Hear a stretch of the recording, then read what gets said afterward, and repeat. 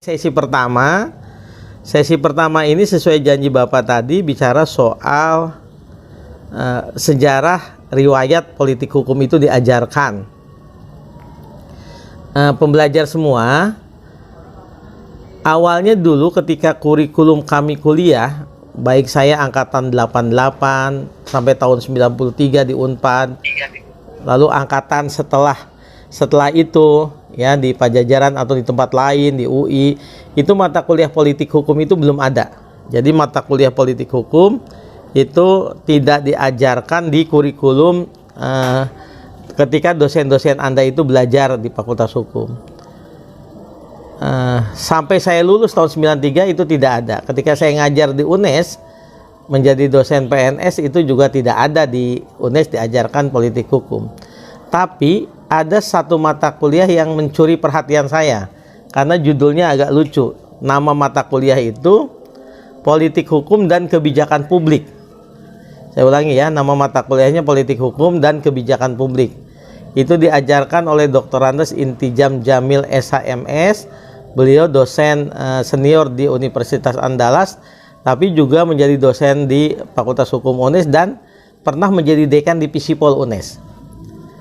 Nah, beliau itu lengkap, Dr. Andes juga, SH juga, MS juga.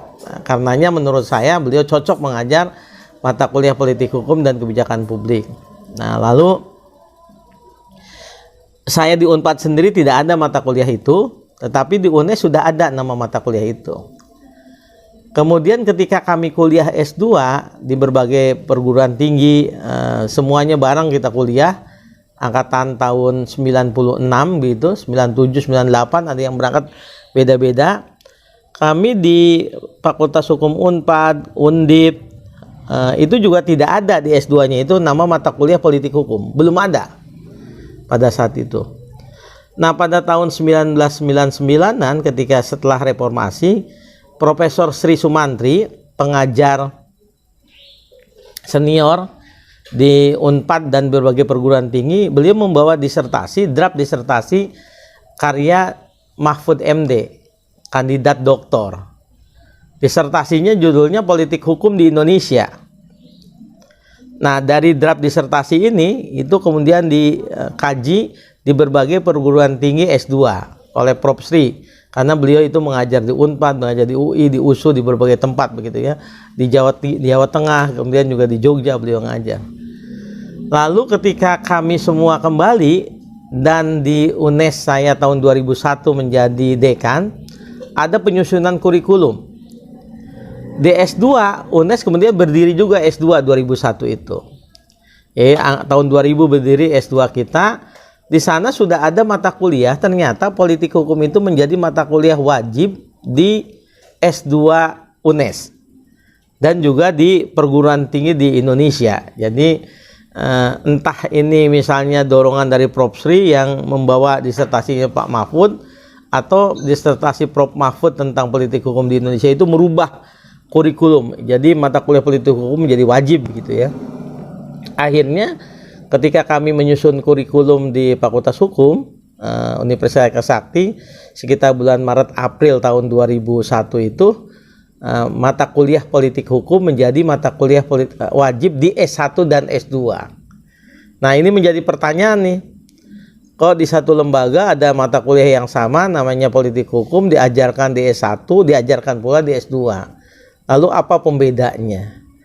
Tetapi pada bagian ini saya hanya ingin menjelaskan bahwa mata kuliah politik hukum itu lahir baru usianya baru 20 tahunan begitu, masih belia, tetapi ini membawa perubahan yang besar di kurikulum kita karena dulu tidak ada mata kuliah politik hukum baik S1 dan S2.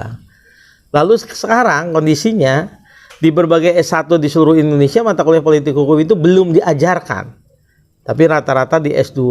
Nah, UNES masih tetap mempertahankan S1 ada mata kuliah wajib politik hukum. Alasannya itu diantaranya di dalam penyusunan kurikulum karena dipandang penting politik hukum itu dari sisi teori pohon hukum. Nah, apa yang dimaksud dengan teori pohon hukum nanti akan dijelaskan di bagian yang berikutnya. Nah, itu kira-kira bicara sejarahnya ya.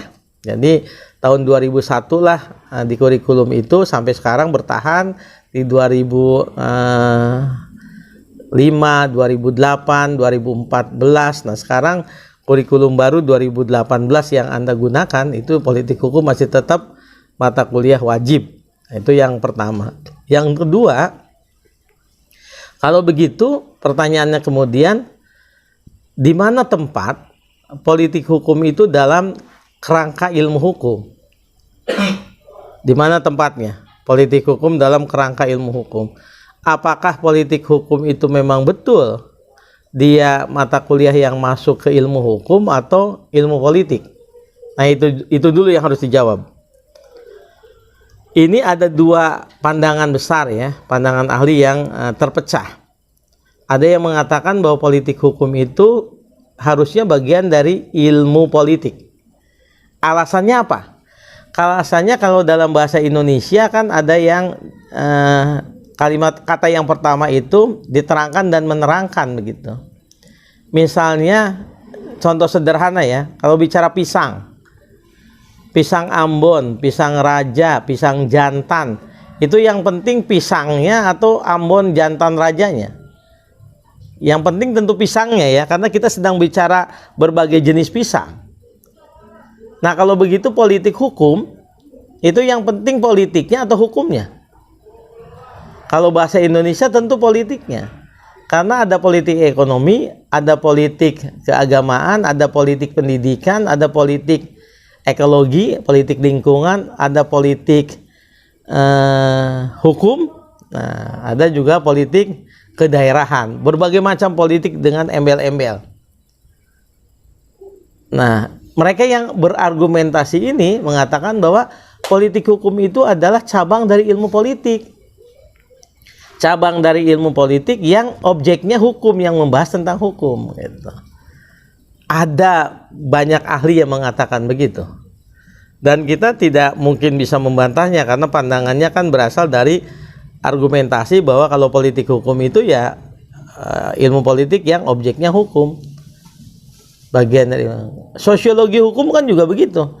Ilmu sosiologi yang mengkaji gejala-gejala hubungan antara sosial dengan hukum. Antropologi hukum, ilmu antropologi yang membahas tentang hukum yang dianut oleh masyarakat-masyarakat primitif yang belum berkembang begitu. Masyarakat perdesaan. Sejarah hukum juga bagian dari ilmu sejarah yang objeknya hukum, sejarah tentang hukum begitu. Nah, pada bagian ini masuk akal kalau ada pandangan yang mengatakan politik hukum itu adalah ilmu yang bagian dari ilmu politik yang mengkaji hukum.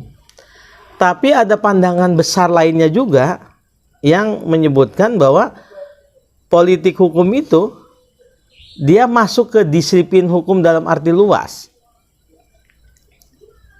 Karena ilmu hukum itu sendiri ada ilmu hukum dogmatik, ilmu hukum yang berbicara soal pasal-pasal, norma-norma begitu ya.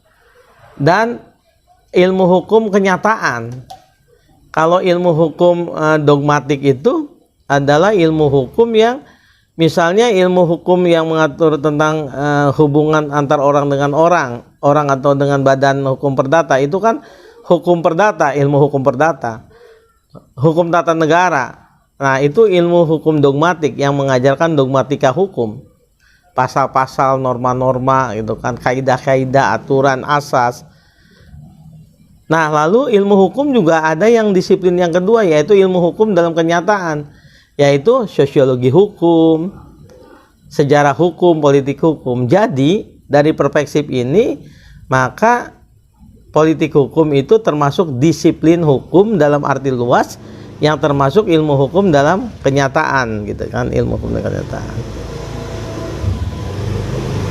Oke. Dari pandangan ini maka kemudian bisa dipahami kalau ada juga pandangan lain, pandangan besar yang mengatakan bahwa politik hukum itu bagian dari disiplin hukum dalam arti luas yang mengkaji hukum dari berbagai gejala, dan dalam konteks ini tentu saja hukum sebagai objek atau buah karya dari dari perenungan atau pergumulan politik begitu. Jadi politik hukum itu dia bagian dari ilmu hukum juga.